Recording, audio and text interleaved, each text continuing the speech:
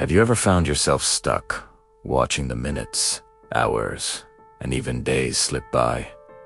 You know what you need to do. That big project, that workout, that difficult conversation, but you just can't seem to start. You tell yourself, just 5 more minutes, or I'll do it tomorrow. This was Julian's life, a constant cycle of hesitation and Julian was a dreamer. He had grand ambitions scribbled in notebooks and saved on his computer. He wanted to start his own business, learn a new language, and finally get in shape. But every morning, the same story unfolded. The alarm would ring, and his mind would immediately flood with 1,000 reasons to stay in bed. It's too cold. I'm too tired.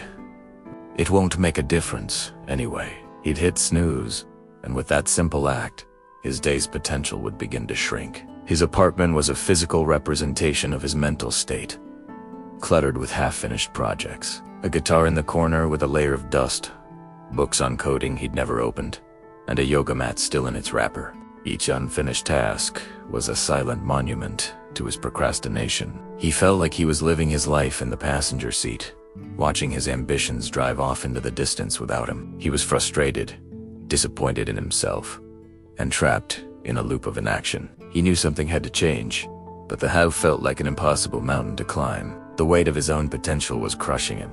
One evening, while scrolling aimlessly, drowning in a sea of guilt and distraction, he stumbled upon a video. It was about a simple concept, something almost ridiculously easy. The 5-second rule. The idea was straightforward. The moment you have an instinct to act on a goal, you must physically move within 5 seconds, or your brain will kill the idea. You count backward. 5 menos 4, menos 3, menos 2, menos 1, and then you go. It's a starting ritual that interrupts your brain's habit of overthinking, doubting, and making excuses. It pushes you from thinking to doing. Julian was skeptical. Could something so simple really work?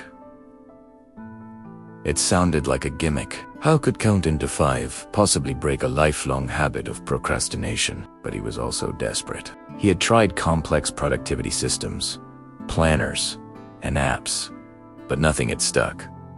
This was different. It wasn't a system. It was a single, tiny action. He decided to give it a try. What did he have to lose? The next morning, the alarm blared at 6 a.m. As usual, his mind immediately started its campaign of excuses. Just 10 more minutes of warmth, ... But then, he remembered the rule. He took a breath and started counting, whispering the numbers aloud. Fueled by this tiny win, he saw his running shoes by the door. The familiar voice of resistance started to pipe up. You can run later. Have some coffee first. He didn't hesitate. 5, 4, 3, 2, 1. He was tying his laces. Before he knew it, he was out the door, jogging in the crisp morning air. The run itself wasn't perfect. He was out of breath, and his muscles ached. But it didn't matter. He had done Italiano. He had overcome the initial, most difficult barrier. Starting, Julian began applying the 5-second rule to everything. That pile of dishes in the sink. 5, 4, 3, 2, 1. And he was washing them. The blank document for his business plan. 5, 4, 3, 2, 1.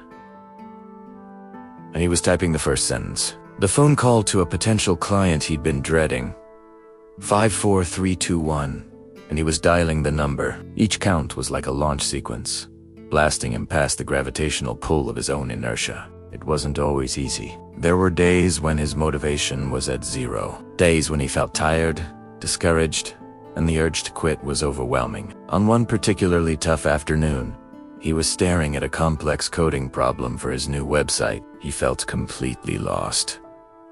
The old Julian would have closed the laptop and escaped into a world of distraction. But the new Julian had a tool. He closed his eyes, counted down 5, 4, 3, 2, 1, and opened a tutorial video instead of his social media feed. He didn't solve the problem that day, but he learned something new.